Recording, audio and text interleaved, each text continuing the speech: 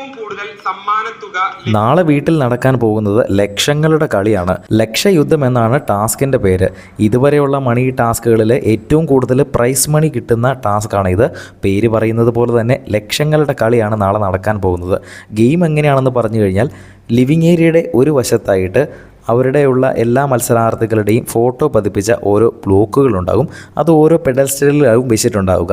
ആ പെഡസ്റ്റലിൽ അവരുടെ പേരും ഉണ്ടാകും. അതുമാത്രമല്ല ഈ പെഡസ്റ്റലുകളുടെയൊക്കെ സമീപത്തായിട്ട് ഒരു ഡസ്റ്റ്ബിന്നും ഉണ്ടാകും.